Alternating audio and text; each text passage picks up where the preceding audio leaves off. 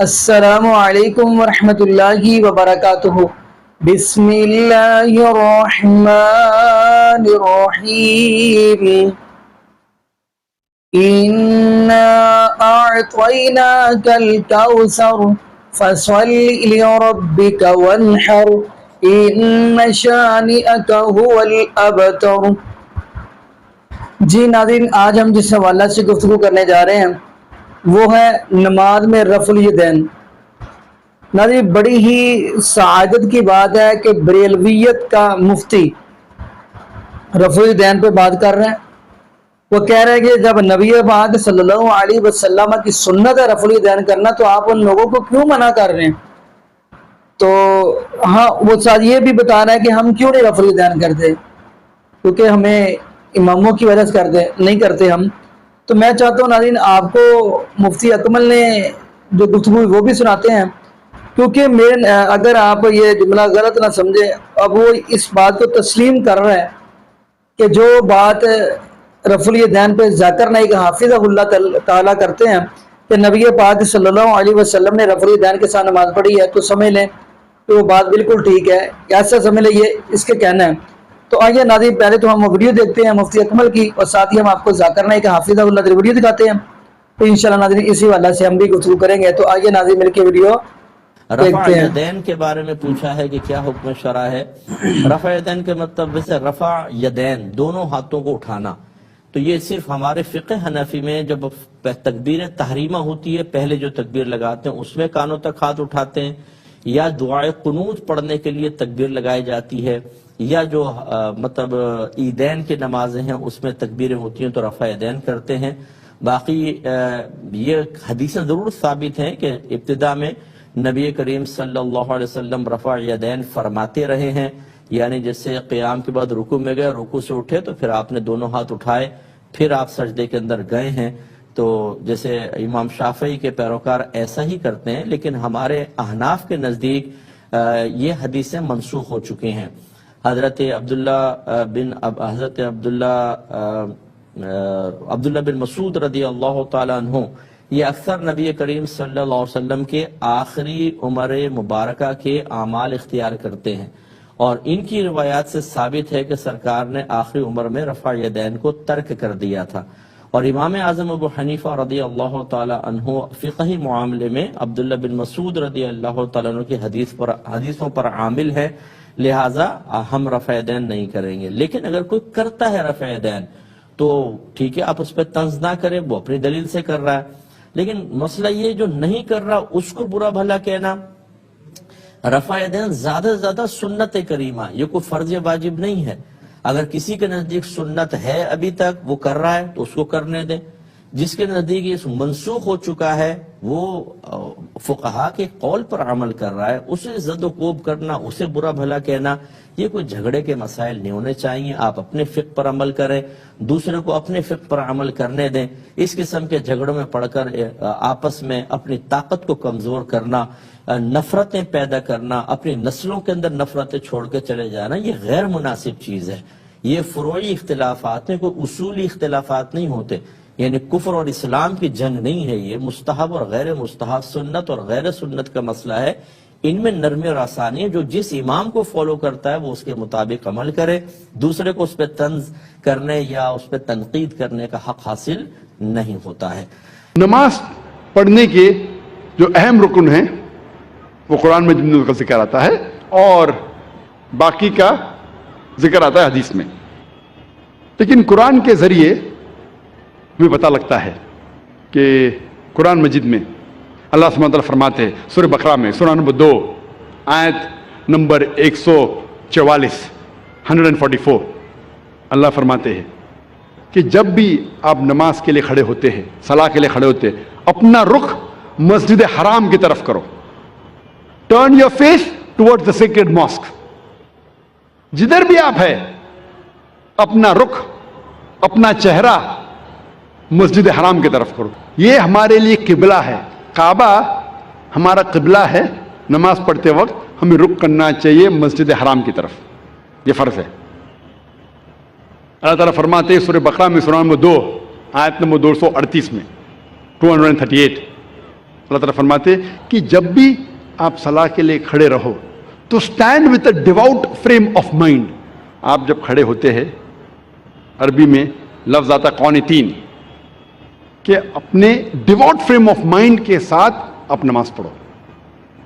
اللہ فرماتے سورہ ہجر میں سورہ نمبر 15 آیت نمبر 87 میں کہ اللہ has sent, اللہ نے نازل کیا ہے 7 آیتیں جو ہمیشہ دہرائی جاتی ہے اور قرآن عظیم. جب قرآن مجید میں اس کا ذکر آتا ہے 7 آیتیں جو ہمیشہ دہرائی جاتی ہے, اس کا مطلب ہے سورہ فاتحہ. سورہ فاتحہ میں 7 آیتیں ہیں, تو قرآن میں اللہ تعالیٰ ذکر کرتے ہیں سورہ فاتحہ کے بارے میں. اور عظیم قرآن, سورہ فاتحہ کے علاوہ باقی حصہ جو قرآن کا ہے اسے کہا جاتا ہے قرآن عظیم. تو سورہ فاتحہ کا ذکر آتا ہے قرآن مجید میں سورہ ہجر میں سورہ نمبر 15 آیت نمبر 87 میں. اور اللہ تعالیٰ قرآن مجید میں کہتے ہیں کہ صلاح میں آپ کو رکوع کرنا ضروری ہے. اور رکوع لفظ قرآن مجید میں کم سے کم 13 بار آیا ہے. اور صلاح کا اہم رکن جو ہے وہ سجدہ ہے, اپنے ماتھے کو زمین پہ ٹیکنا کہتے ہیں سجدہ. اور سجدہ کا لفظ قرآن مجید میں 92 ٹائمز آیا ہے, قرآن مجید 92 ٹائمز. اور اللہ تعالیٰ فرماتے ہیں سورہ ال-عمران میں سورہ نمبر 3 آیت نمبر 43 میں, یہاں مریم مقنت لربی کی وسجدی ورقی ما یا رقیم, کہ اے مریم آپ اللہ کی عبادت کرو اور سجدہ کرو اور رکوع کرو ان لوگوں کے ساتھ جو رکوع کر رہے ہیں. اور اللہ تعالیٰ فرماتے ہیں سورہ حج میں سورہ نمبر 22 آیت نمبر 77 میں کہ اے مومنو رکوع کرو اور سجدہ کرو اور اچھے کام کرو تاکہ آپ فلاح پاؤ. تو کئی بار قرآن مجید میں کہا گیا ہے رکوع کے بارے میں اور سجدے کے بارے میں. اور اس کے علاوہ قرآن مجید میں کئی بار کہا گیا اطیعوا اللہ واطیعوا الرسول, اللہ کی اطاعت کرو اور اللہ کے رسول کی اطاعت کرو. کئی بار قرآن مجید میں آتا ہے. سورہ ال-عمران سورہ نمبر 3 آیت نمبر 32, سورہ ال-عمران سورہ نمبر 3 آیت نمبر 132, سورہ نساء سورہ نمبر 4 آیت نمبر 59, سورہ مائدہ سورہ نمبر 5 آیت نمبر 92, سورہ انفال سورہ نمبر 8 آیت نمبر 1, سورہ انفال سورہ نمبر 8 آیت نمبر 20, سورہ انفال سورہ نمبر 8 آیت نمبر 46, سورہ نور سورہ نمبر 24 آیت نمبر 56, سورہ نور سورہ نمبر 24 آیت نمبر 54, سورہ محمد سورہ نمبر 47 آیت نمبر 33, سورہ مجادلہ سورہ نمبر 58 آیت نمبر 13, سورہ تغابن سورہ نمبر 64 آیت نمبر 12. کم از کم قرآن مجید میں 12 جگہ کہا گیا ہے اطیعوا اللہ واطیعوا الرسول, اللہ کی اطاعت کرو اللہ کے رسول کی اطاعت کرو. اس کا مطلب اللہ کے علاوہ جو بھی اللہ کے رسول فرماتے ہیں حکم کرتے ہیں ہمارے لیے فرض ہے کہ اسے ہم مانیں. تو صلاح کی باقی رکن باقی چھوٹی چیزیں کس طریقے سے پڑھی جاتی ہے وہ ذکر آتا ہے حدیث میں. جب اللہ کے رسول کی صحیح حدیث پڑھیں گے تو باقی چیز ہمیں ملتی ہے. اور اللہ کے رسول فرماتے ہیں صحیح بخاری میں جلد نمبر 1 کتاب الآذان چیپٹر نمبر 18 حدیث نمبر 604 میں, پرے ایز یو سی می پرے, نماز پڑھو جس طریقے سے آپ مجھے پڑھتے ہوئے دیکھ رہے ہیں. اور یہ حدیث دہرائی گئی ہے کئی جگہ, یہ دہرائی گئی ہے صحیح بخاری میں جلد نمبر 9 میں حدیث نمبر 352 352, جہاں اللہ کے رسول فرماتے کہ نماز پڑھو اس طریقے سے جس طریقے سے آپ مجھے پڑھتے ہوئے دیکھ رہے ہیں. تو باقی چیز نماز کے بارے میں ہمیں ملتی ہے اللہ کے رسول کی صحیح حدیثوں میں.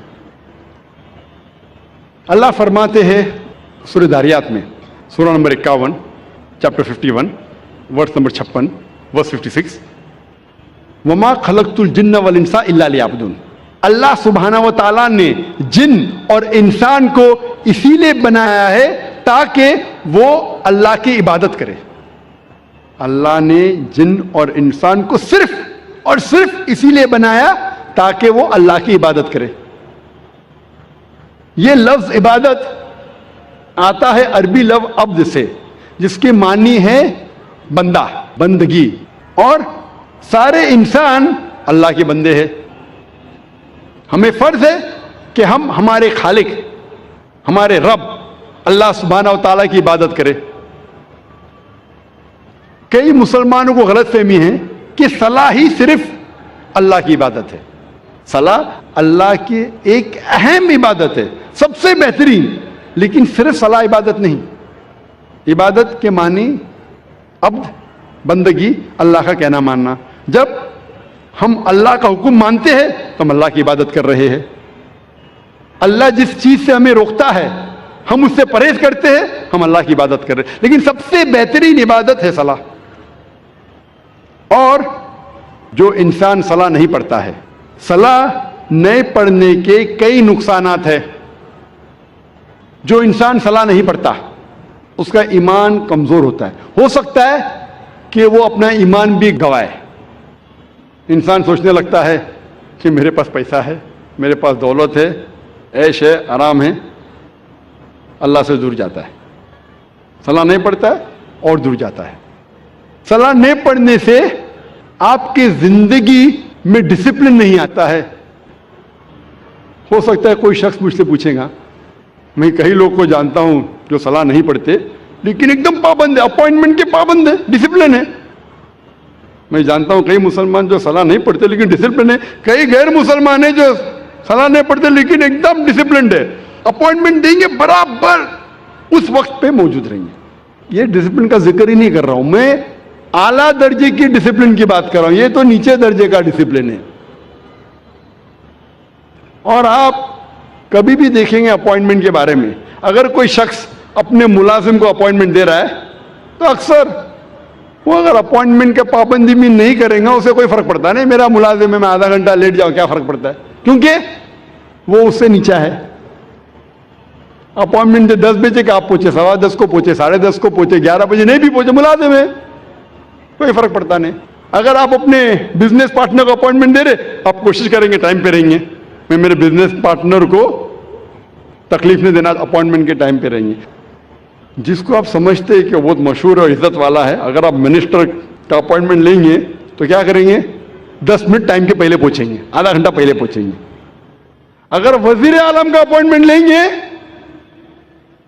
آپ ڈریں گے کہ اپوائنٹمنٹ چھوٹنے جائے گا تو آدھا گھنٹہ پہلے پہنچیں گے، 1 گھنٹہ پہلے پہنچیں گے. یہ انسان کی فطرت ہے. جو آپ کے نیچے ہے اس کی آپ قدر نہیں کرتے، جو برابر ہے قدر کرتے، جو اونچا ہے مشہور ہے زیادہ قدر کرتے.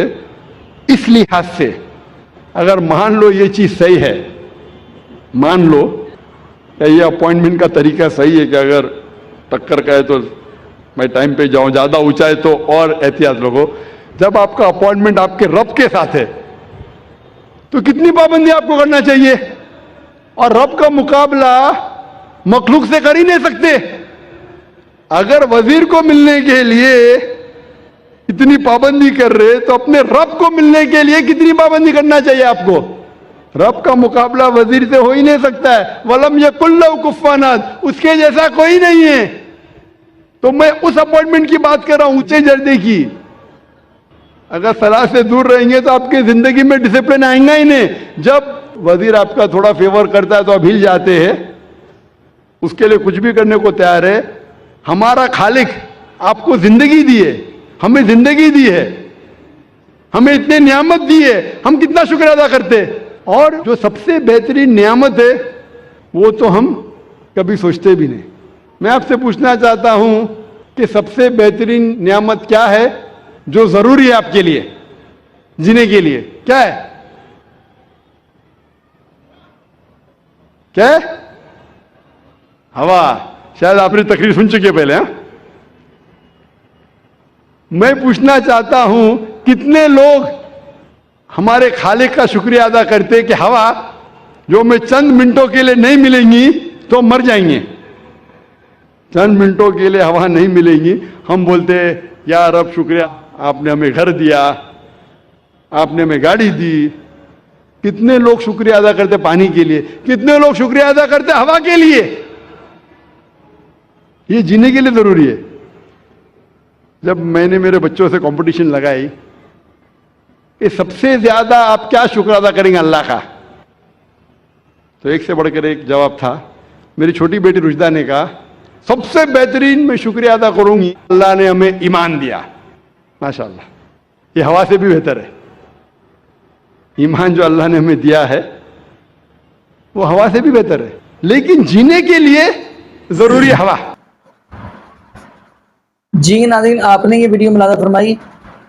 تو ناظرین, پہلے نمبر پہ اگر آپ نبی پاک صلی اللہ علیہ وسلم کا فرمان دیکھیں گے, فرمایا سلو کما رأیتمونی اصلی, نماز ایسے پڑھو جیسے نبی پاک صلی اللہ علیہ وسلم فرماتے ہیں مجھے پڑھتے ہوئے دیکھا. تو صحابہ نے دیکھا, تو صحابہ نے ہم تک نماز پہنچائی نبی پاک صلی اللہ علیہ وسلم کی.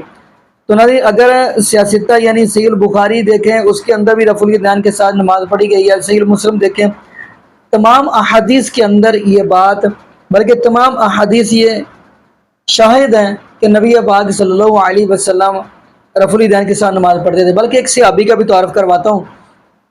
صحابی کا نام ہے حضرت وائل بن حجر رضی اللہ تعالیٰ. یہ سردی کے موسم کے اندر چادر لے کر نماز پڑھ رہے تھے. تو جب رفع الیدین کرنے لگتے تو چادر سے ہاتھ نکال کے پھر رفع الیدین کرتے تھے.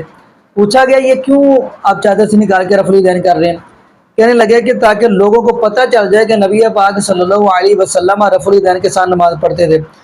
تو ناظرین, حیرانگی والی بات ہے, جو لوگ کہتے ہیں جی نہیں جی رفع الیدین منسوخ ہو چکا تھا, ایسے ہو گیا تھا, ایسے ہو گیا تھا. ناظرین, پھر جن کے نام پہ یہ کھیرے کھاتے ہیں, پیر عبد القادر جیلانی رحمۃ اللہ علیہ, جن کو یہ 11ویں والا پیر کہتے ہیں, پھر ان کی کتاب غنیۃ الطالبین, وہ تو رفع الیدین کے ساتھ نماز پڑھتے تھے. جو بات یہ کہہ رہے منسوخ ہو چکی ہے, آیا کہ وہ پیر عبد القادر جیلانی رحمۃ اللہ کو اس بات کا پتہ نہیں چلا؟ تو ناظرین, میں یہ دعا کرتا ہوں اللہ پاک ہمیں نبی پاک صلی اللہ علیہ وسلم کے طریقے کے مطابق نماز پڑھنے کی توفیق دے, اور اللہ پاک ہمیں 5 وقت کا پکا اور سچا نمازی بنا دے. اور جتنے بھی بے اولاد جوڑے ہیں, اللہ پاک سب کو نیک نورینہ, صحت, تندرستی والی, ایمان والی, لمبی زندگی والی اولاد عطا فرما دے. جزاکم اللہ خیرا, احسن الجزاء. السلام علیکم ورحمۃ اللہ وبرکاتہ.